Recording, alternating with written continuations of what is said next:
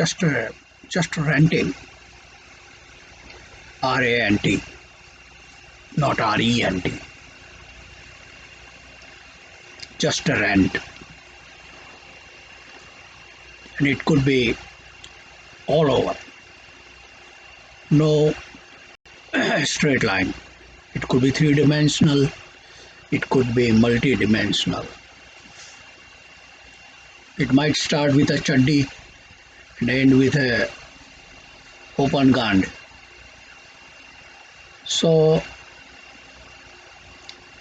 I'm just very curious about all this former prince and prince heirs, राजा और राजा की औलाद जो who are in the politics after the kingdoms were voluntarily they joined the Union of India. So a couple of very great Raja comes to my mind. Great Rajas. Madhavrao Scindia's father was Gwalior, Madhya Pradesh, great king. Maharaja Sayajirao Gaikwad from erstwhile Baroda state, great king. Unfortunately, the Muslim kings that join India by force or voluntarily, I don't think that any one of them joined or took part in any politics except to some extent Maharaja Hari Singh of Kashmir, son Dr. Karan Singh. Nizam never participated, involved in the politics. One of the most notable Muslim ruler of that time, the king, the Raja of Nizam, Sultanate of Nizam. But when these people come, Digvijay Singh is another very great heir. Some of these kings and their sons and their daughters, most of them have actually joined the Congress first. And then eventually they might have, their kids might have gone to Pheku's party.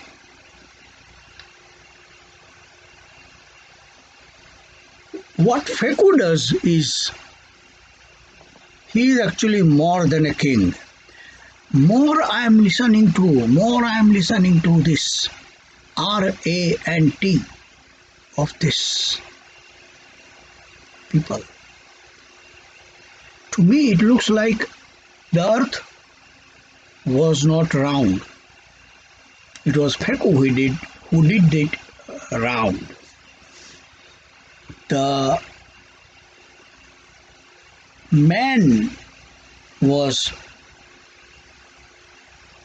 woman was giving birth to the child. Pheku did it actually. Before Pheku came, the children were born out of the tree. Husband will fuck the wife and the child will grow up on the tree. That was before Pheku. After Pheku took the power and he took birth, he is the last human being to be born on the tree. After that, the children started to get born out of the bosada. of the mother.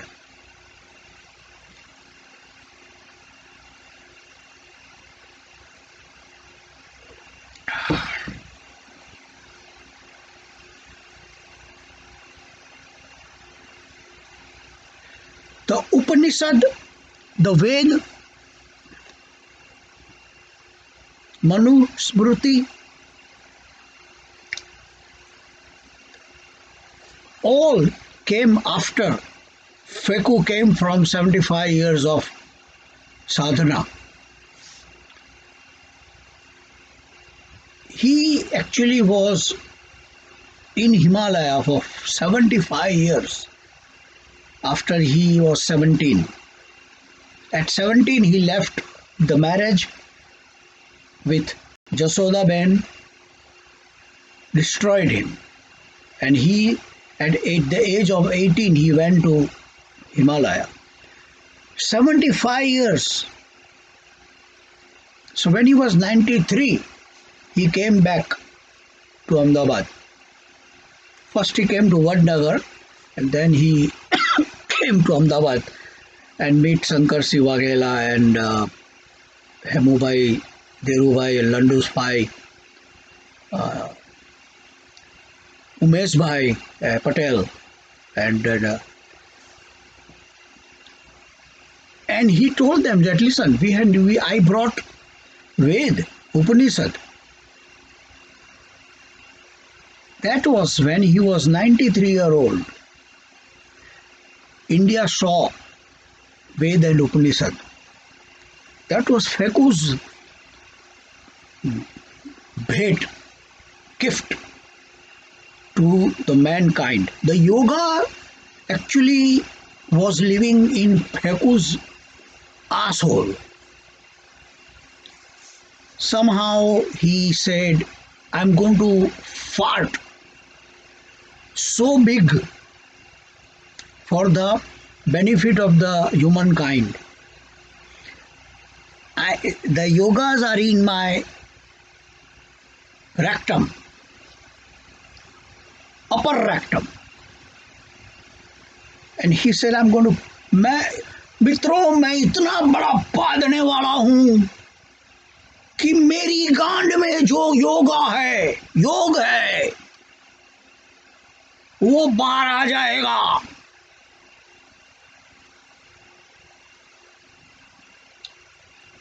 दुनिया के लिए मैं ये पाता हूं इतना बड़ा. तो फेकू ने ऐसा पाद मारा कि उसकी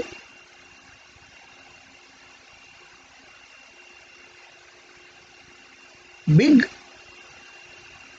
जो बड़ी आंतड़ी होती है और जो कनेक्ट होता है ये रेक्टम से, वहां से योगा जो फंस गया था, योग करके बाहर निकला और दुनिया को योग मिला. सो एक ऐसी, ये सब घटना को मैं मानता हूं क्योंकि ये सब बहुत ही एक्चुअली प्रजा को ये बात मालूम बहुत पहले होनी चाहिए. एक मुझे समझ में नहीं आता है और मैं इसके लिए थोड़ा सोचता हूं कि मैं इसको बिलीव करूं कि नहीं, क्योंकि ये जो गुजरात और अहमदाबाद और जो फेकू के जो भक्त है वो ऐसा बोलते हैं, ये क्लेम करते हैं. मैं थोड़ा कंफर्टेबल नहीं हूं उसको मानने के लिए, लेकिन मैं क्लेम आपको जरूर बताऊंगा. वो लोग बोलते हैं कि जीसस क्राइस्ट और अल्लाह मादर चोद दोनों. फेकू जब 17 साल का तो शादी हुई थी, उसने एक बार 14 जसोदा बहन को, और फिर उसको पता चला कि मेरे को तो अभी योग लेने का है. तो एक बार 14 उसमें ट्विन पैदा हुए जसोदा बहन को, और एक था जीसस और एक था अल्लाह. सो अल्लाह मियाँ एक्चुअली फेकू ने चोद के निकाला है. जीसस को भी फेकू ने चोद के निकाला है। सो ये राजा लोग जो सिंधिया फिंदिया बहन चोद अभी बोल रहे हैं कि मैं सेवक हूँ और मैं मादर चोद हूँ, मैं कान चाटता हूँ, मैं चूत चाटता हूँ, ये सिंधिया फिंदिया बहन चोद कुत्ते लोग हैं बहन चोद। इंडिया का सबसे पहले तो तुम लोग ने माँ चोद डाला, तुम्हारे माँ बाप ने पटेल के साथ एग्री होके भारत को तुमने राजाओं का जो धर्म था, राज धर्म, उसको तोड़ डाला। ग्वालियर का जो राजा था उसका धर्म था कि वो ग्वालियर की प्रजा का रक्षा करे, राज धर्म है वो उसने गांधी जी और बहनचोद नेहरू और पटेल जैसे लुक्खे लोगों को, बहनचोद पॉलिटिशियंस जो चोदने थे, माहिर थे, उनके हाथ में दे दिया। अगर तुम लोग एक सिनेरियो देखो, ब्रिटिश जाने के बाद अगर ये राजा, सब राजे वैसे ही रहते थे, गांधी भोसड़ी का रूल किसके पे करता था? कांग्रेस को रूल करने के लिए कौन सा स्टेट था इंडिया का? Which constituency belonged to Congress? Because entire India was a kingdom, छोटे छोटे छोटे किंगडम थे, उसमें पाकिस्तान और बांग्लादेश दोनों आ जाते, शायद नेपाल और श्रीलंका भी आ जाएंगे। सो ये सब राजा पटोली भी इसमें आ गया। ये लोग ने सबसे पहले बहुत ही नाइंसाफी की है, और मुझे तो ये समझ में नहीं आता है कि उस टाइम पे जब पटेल और उसके चमचे लोग ने, नेहरू और गांधी, ये लोग ने जब यूनियन ऑफ इंडिया डिसाइड किया तो सुप्रीम कोर्ट में कौन नहीं गया? कोई वर्ल्ड का यूएनओ में कोई ये राजा लोग क्यों नहीं गया? ये राजा लोग ने कैसे एक्सेप्ट कर दिया? क्योंकि भारत के ऊपर अटैक तो होते ही रहते थे यार, कितने मुगल के पहले बहनचोद, तो काय के लिए ये बहनचोद राजा लोग ने अपना आर्बिट्रेशन, अपनी सॉवरेनिटी, राज, ये सब क्यों दे दिया? और आज उनकी क्या हालत है? वो लोग आज एक नरेंद्र मोदी और इंदिरा गांधी जैसे पॉलिटिकल लीडर के कुत्ते हो गए, ये सब राजा। सुरेंद्र लाउंड भोसड़ी का सिंधिया और बहन चोद दिग्विजय सिंह और करण सिंह और कौन मालूम कितने राजा लोग बहन चोद आजकल पॉलिटिशियन के लवड़े नहीं, गांड भी उसको चाटने को नहीं मिलती है, राजा को। बड़ा बहनचोद पटौड़ी को, भोसड़ी के को क्रिकेट का कैप्टन बनने से बहनचोद विजय मर्चेंट ने निकाल दिया। गायकवाड़ को तो कभी बहनचोद चांस ही नहीं मिला।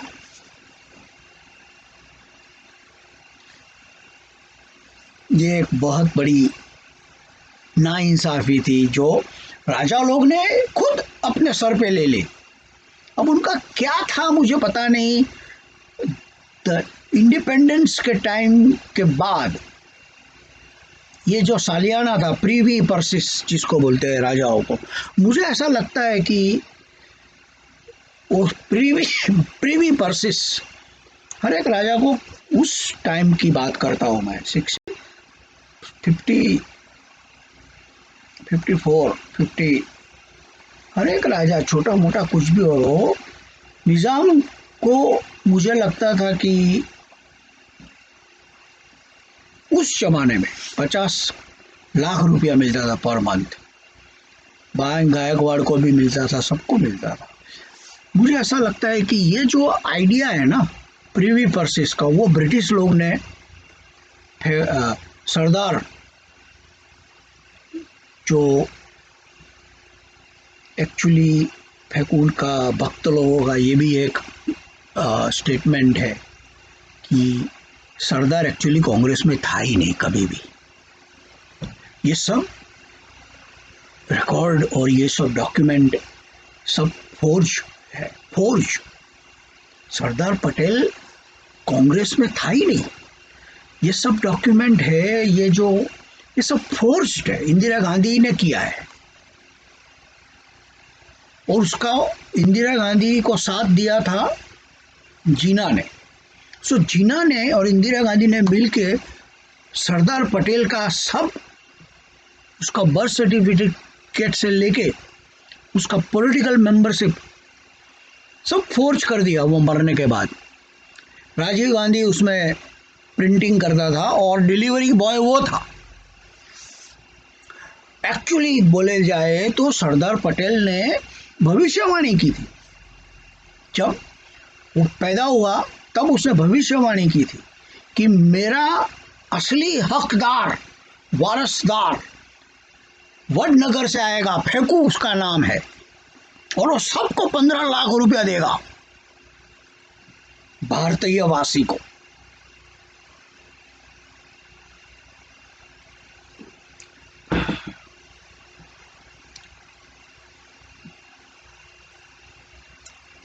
वर्ल्ड कप जो क्रिकेट का हो रहा है, बहुत लोग मेरे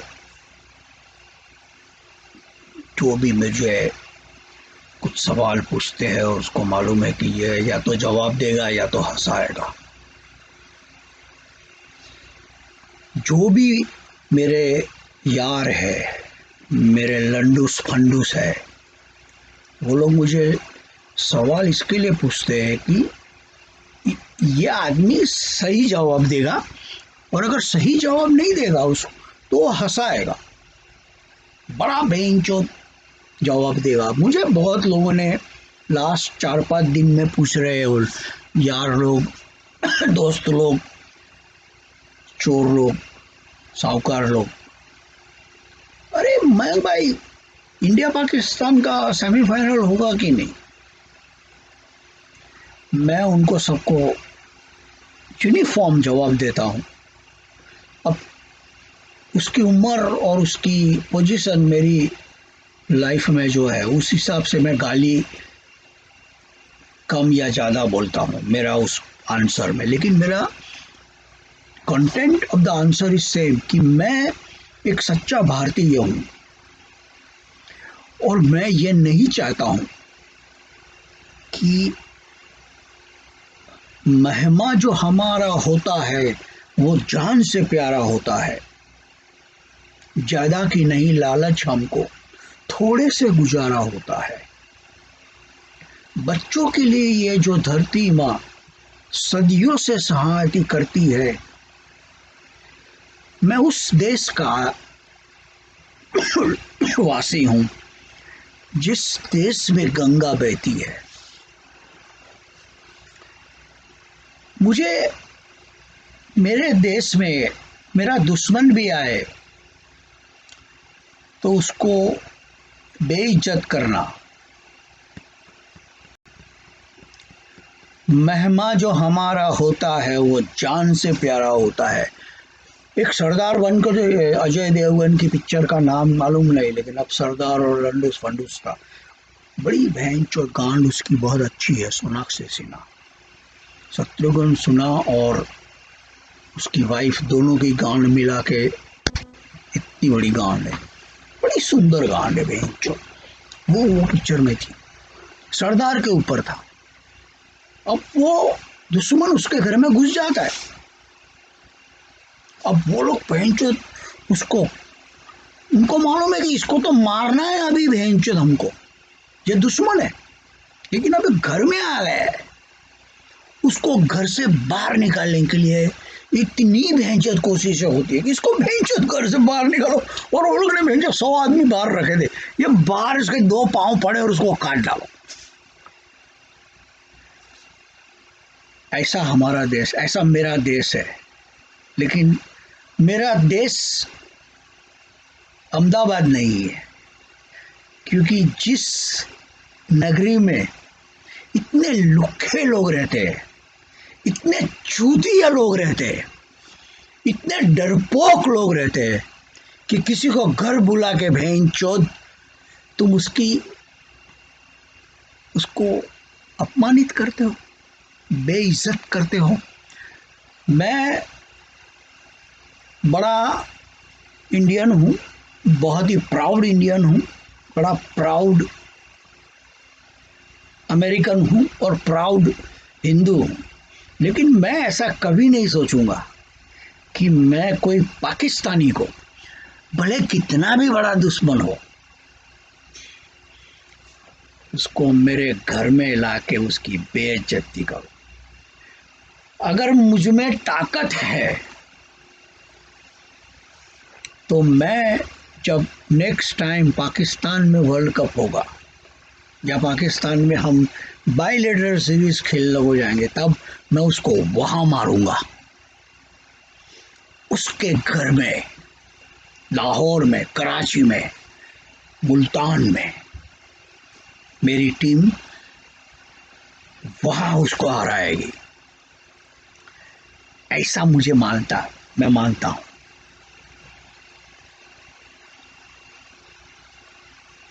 उस मैदान में पाकिस्तान की टीम डर के हार जाएगी। उस अमित शाह और ये भड़वे लोगों की बहन चौथ, अपने घर में तो कुत्ता भी शेर होता है।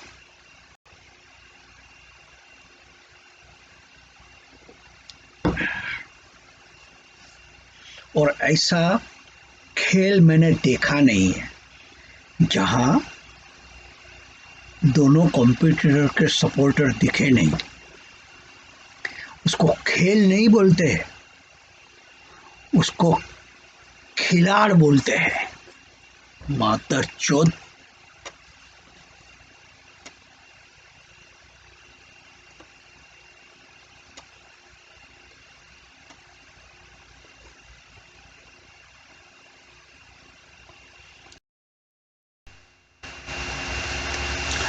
थोड़ा आगे जाएंगे तो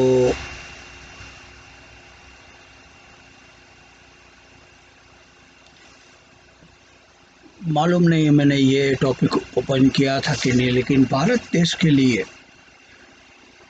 जो लेस्बियन, होमो और है अपने देश में, विष्णु पिता भी ऐसा बोलते थे कि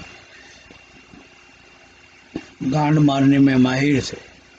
हमारी संस्कृति ने क्या किया है कि अगर किसको आदमी को आदमी को चोदने का है, गांड गांडू बोलते हैं उसको। गुजराती लोग गांडू होते हैं, लेकिन उनकी गांड मारते हैं दूसरा पंजाबी और मारवाड़ी या जाट या घाटी। तो हमारी संस्कृति में क्या है कि हमने बड़ा ऐसा बोल दिया, भीष्म पितामह की बेंचो लंड काट दिया था। लेकिन टेक्निकली ऐसा बोला जाए तो लंड काटने के बाद आदमी को जीना बहुत मुश्किल है। उस जमाने में इतनी एक्स्ट्राऑर्डिनरी डॉक्टर्स नहीं थे, सर्जन नहीं थे, क्लोरोफॉर्म भी नहीं था, ऐसा मुझे पता है, मालूम नहीं उस जमाने में। तो उस बात पे तो मैं ये समझ में मेरे को नहीं आता है कि हम बोलते हैं 10,000 की, हमारी 10,000 साल की, और लाखा का महल। हस्तिनापुर में पांडवों ने ऐसा महल बनाया था कि तो कौरवों ने कि पांडव रात को सोएंगे और उसको जला देंगे, क्योंकि वो महल कंप्लीट लाख लाख लाख का बना है। लाख माने एकदम हाईली इनफ्लेमेबल आइटम है। मेरे को ये समझ में नहीं आता है कि इतना एडवांस,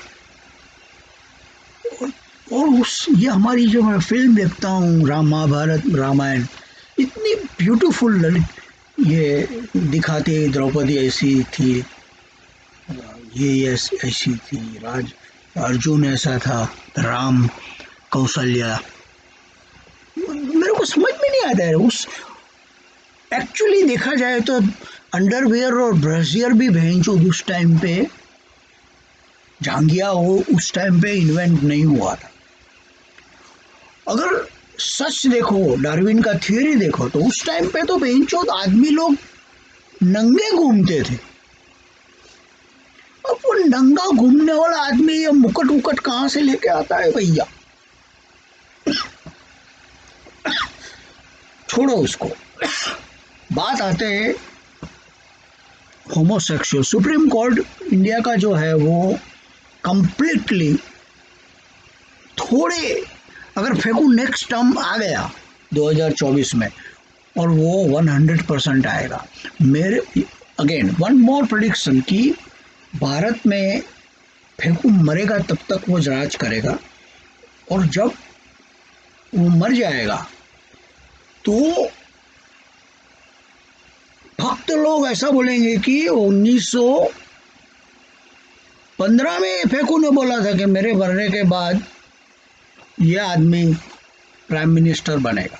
अब वो आदमी अमित शाह नहीं है, लेकिन वो आदमी का नाम जब वो मरेगा ना तब भक्त लोग लाएंगे। बड़ी दूसरी स्टोरी है। लेकिन ये छक्का लोगों का बात करता हूँ, भारत में लेस्बियन, होमो, LGBTQ, लौड़ा लहसुन, अमेरिका हमेशा गलत चीज के ऊपर पैसा टाइम बर्बाद करता है। किसको मादर चोट पड़ी है अबॉर्शन के बारे में? कौन भेड़ चोट उसकी केयर करता है? माँ की चोट। तुम भेड़ चोट 230 मिलियन 300 मिलियन पीपल अमेरिका के, जो पूरी दुनिया का भेड़ चोट रिसोर्सेज यूज करते हो, तुम उसकी माँ की चोट उसके ऊपर इतना समय बर्बाद करते हो। 7 करोड़ लोग दुनिया में बैठे अमेरिका के बाहर,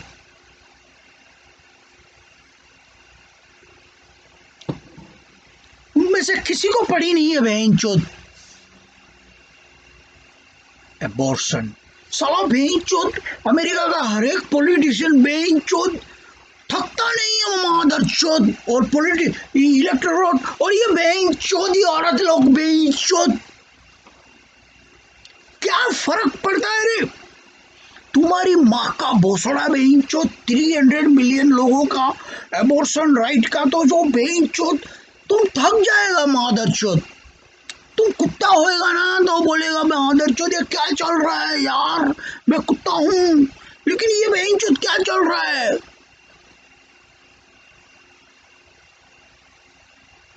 सेमली,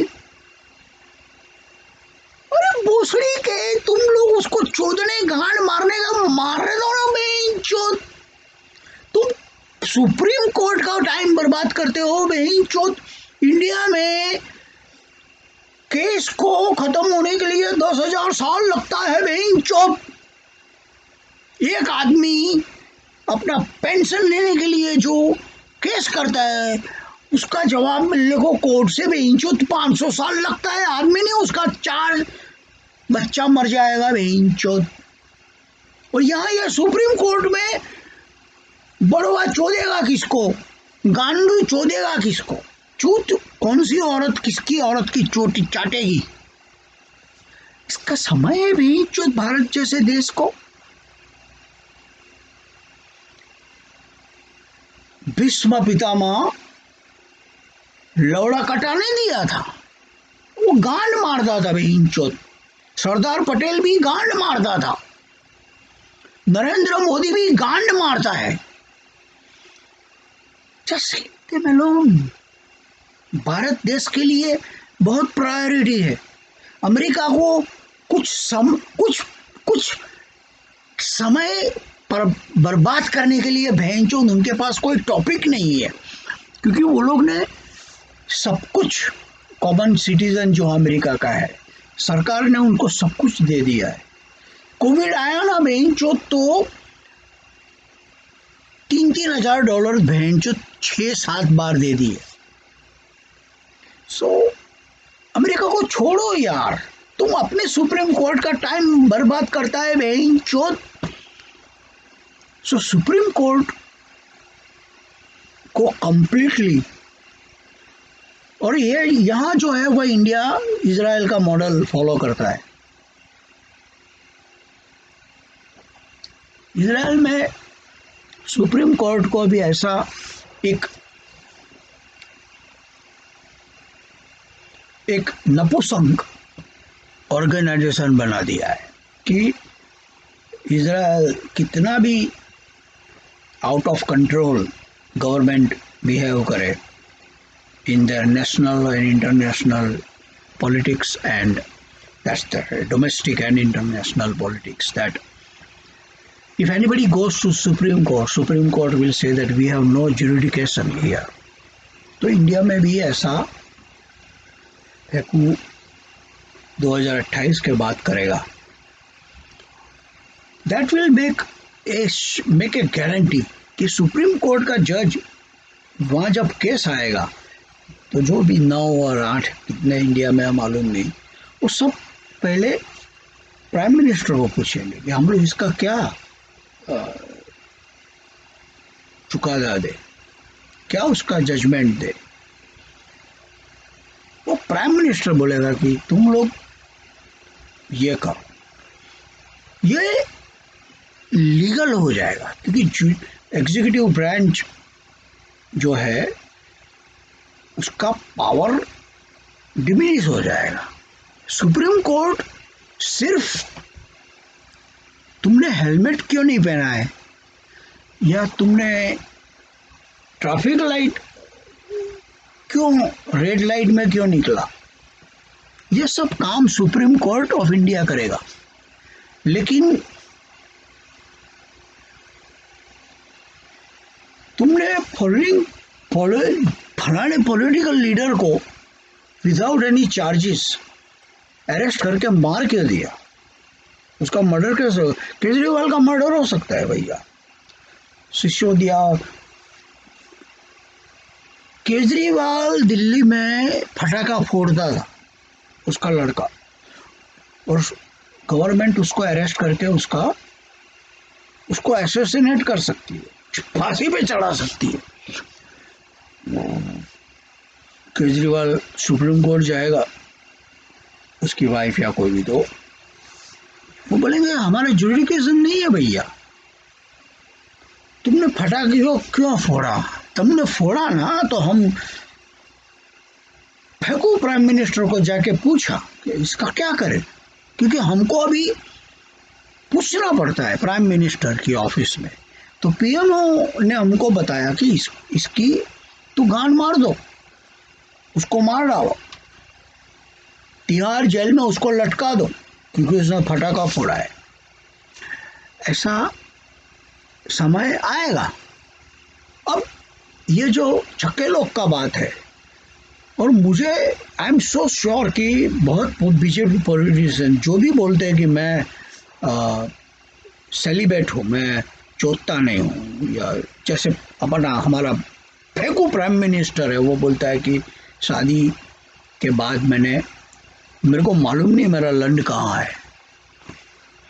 भारत का प्राइम मिनिस्टर ऐसा रिकॉर्ड पे है, और भक्त लोग बोलते हैं कि उनको हमारे जो देव है उनको पता नहीं उनको लौड़ा कहाँ है. उनको पूछो लौड़ा कहाँ है तो वो ऐसी गांड के पीछे देखते हैं या ऐसा देखते हैं. सुप्रीम कोर्ट जब ये छोड़ने का इश्यू आएगा 10 साल के बाद, अभी तो सुप्रीम कोर्ट ने बोला कि छक्के लोगों का ये देश में, छक्के और लेस्बियन और बहन चौथ इलीगल सेक्स का भारत में कोई जगह नहीं है, कोई नीड नहीं है. ये सबको अमेरिका का ग्रीन कार्ड दे दो, व्हाइट हाउस में जाके ये सब गांड मारेंगे. और इसके लिए तो मैंने बहुत बड़ा एक ऑडियो रिकॉर्डिंग मेरे ब्लॉग पे लिखा है कि अमेरिका में 2095, अभी कौन सा चल रहा है 2024, मे बी 2065 और 2095 के बाद औरत बोलेगी कि, क्योंकि शादी का जो मैरिज का जो इंस्टीट्यूशन है वो अमेरिका में डिस्ट्रॉय हो जाएगा, क्योंकि ये छक्के लोग मैरिज करेंगे, लड़की मैरिज करेंगी, बच्चे तो पैदा होंगे नहीं उससे. तो सरकार, ये जो सुप्रीम कोर्ट का उदाहरण मैंने दिया, वहाँ कोई सुप्रीम कोर्ट में जाएगा और बोलेगा ये सर, जस्टिस रॉबर्ट का बच्चा वहाँ सुप्रीम कोर्ट का जज होगा, चीफ जज होगा, और लॉयर पूछेगा साहब अभी औरत औरत को शादी कर सकती है, आदमी आदमी से शादी कर सकता है, और अमेरिका में 95% शादी अब औरत औरत और आदमी आदमी की होती है। तो हम हमारा देश का जो मिलिट्री है उसको बढ़ाएंगे कैसे, क्योंकि बच्चे पैदा नहीं होते हैं। और ये जो हमारी संस्थाएं है लड़की लड़की और आदमी आदमी का शादी करने की, वो भी रुक जाएगी, बच्चे कैसे पैदा करें। तो सुप्रीम कोर्ट पूछेगा, जो भारत में जैसे नरेंद्र मोदी को पूछेंगे वैसे ही सुप्रीम कोर्ट प्रेसिडेंट को पूछेगा, हम क्या करेंगे भोसड़ी के बच्चे कैसे पैदा करें। तो वो बोलेगा देखो, ये जो लड़की लड़की शादी करती है ना, वो सब मादरचोद झूठा है, क्योंकि उनको रिस्पॉन्सिबिलिटी नहीं चाहिए। ये जो आदमी आदमी लड़ते हैं चोदते हैं, वो भी उनको कोई रिस्पॉन्सिबिलिटी नहीं चाहिए।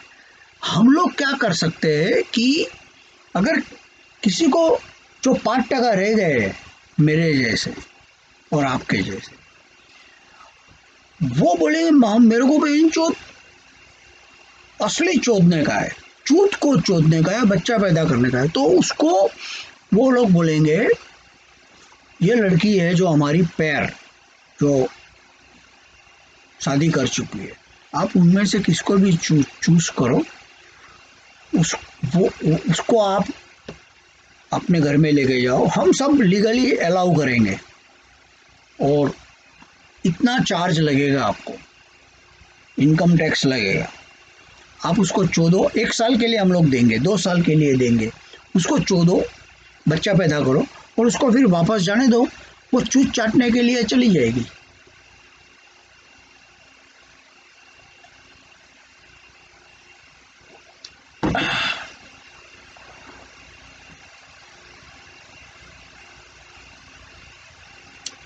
सुप्रीम कोर्ट का ये जो जजमेंट भारत में आया वो बहुत अच्छा था, गुड।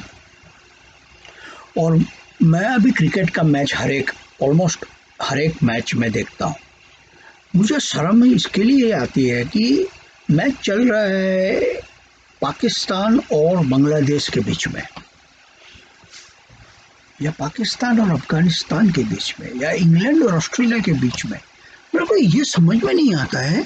मैं बहुत हैरान हूँ बहनचोद कि उस मैच में भी कमेंटेटर विराट कोहली की ही बात करते रहते। बहनचोद, तुम विराट कोहली की बात करो तो बंदा नहीं, लेकिन थोड़ा समय मोहम्मद सामी की बात करो, थोड़ा समय शुभमन गिल की बात किया करो, तुम थोड़ा समय रोहित शर्मा की भी बात किया करो। साला बहनचोद, तुम लोग ने वर्ल्ड कप भारत में रखा क्यों है? तुम लोग ने वर्ल्ड कप भारत में क्यों रखा है? विराट कोहली की बात करने के लिए? वर्ल्ड कप का मायना क्या है कि तुम एटलीस्ट वो 2 टीम खेलती है तो उसके बारे में बात करो बड़वे लोग। और ये सब कमेंटेटर, वसीम अकरम को मेरे को देखता हूँ तो मेरे को हंसी आती है। अरे साला बहनचोद, तू सच्चा मुसलमान है कि तू बहनचोद फेक मुसलमान है?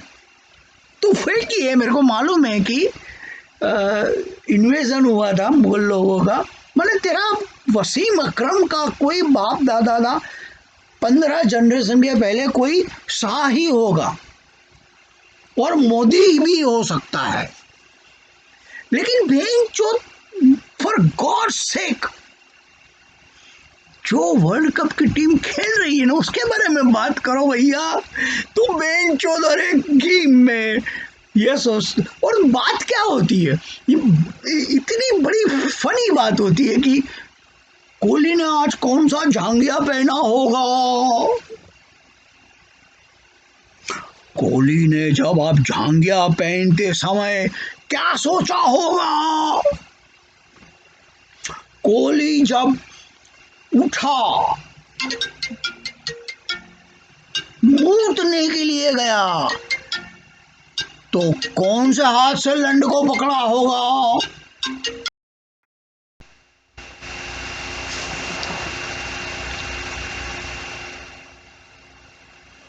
उसके आगे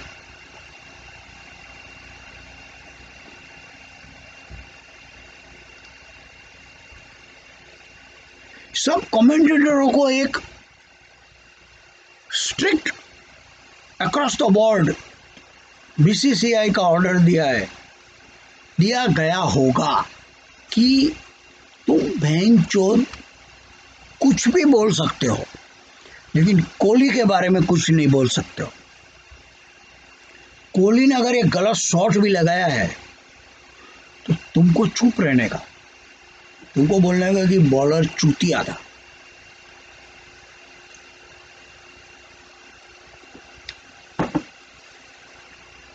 और इतनी फनी और इतनी डिजास्टरस और इतनी चाइल्डिश बिहेवियर मैंने देखी है कि एक गेम थी पाकिस्तान और अफगानिस्तान के बीच में, और उसमें इंडिया का एक बड़ा, मुझे बहुत ही I respect him, Irfan Pathan, Baroda का है, मैं भी बड़ौदा का हूँ। ये बड़ी चाइल्डिश बिहेवियर थी उस बच्चे की कि वो पाकिस्तान को हारने के बाद डांस कर रहा है। एक और मैच थी ऑस्ट्रेलिया और अफगानिस्तान के बीच में, तो जब 7 विकेट ऑस्ट्रेलिया की गिर गई थी तो कमेंट्री बॉक्स का एक सीन मैंने देखा था। तो वहाँ हरभजन सिंह एकदम लेफ्ट साइड में बैठा था, और जब 7वीं विकेट गिरी तो वो बच्चे के जैसे डांस कर रहा था।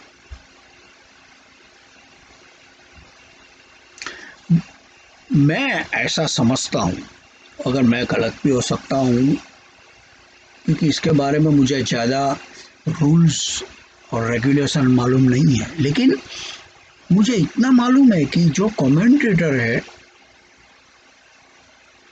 दे are beyond nationality, they are beyond, it's like they are umpire. अगर नितिन मेनन कोई इंडिया की मैच में ऑफिशिएट करता है तो for him the team are he has to be blind at the team। Commentator का भी यही रोल मैंने ऐसा माना है। मैं इसके लिए ये बोलता हूँ कि श्रीलंका का जो इंडिया के सामने प्रदर्शन हुआ, उसके बाद में श्रीलंकन टीम को सस्पेंड कर दिया पूरा, sorry not the team, the whole board, but then the board went to the court and blah blah blah, and then Sri Lankan government changed the constitution and dismissed the entire cricketing board, Sri Lanka cricket board। अब उसके आगे जाए तो ICC ने ऐसा बोला कि भाई ये गलत है, हम ऐसा मामला को एक्सेप्ट नहीं करते। तो आईसीसी ने क्या किया कि हम पूरा श्रीलंकन क्रिकेट को डिसमिस कर देते हैं। तो इरफान खान को डिसमिस कर देना चाहिए था as a commentator, Harbhajan Singh को डिसमिस कर देना चाहिए था। इयान स्मिथ करके एक साउथ अफ्रीका का कमेंटेटर है, क्रिकेटर टर्न कमेंटेटर, उसको भी सस्पेंड कर देना चाहिए था। You guys are like reporter, आप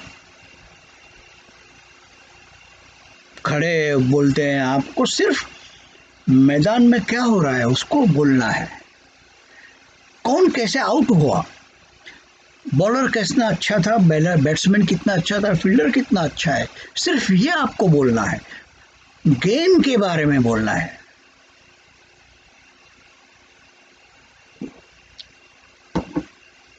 आप गेम में शामिल नहीं हो सकते। एक पक्ष का सहारा लेके और एक पक्ष के साथ में लेके आप गेम में शामिल नहीं हो सकते। ऐसा गेम कमेंटेटर का मेरे हिसाब से कॉन्ट्रैक्ट होगा।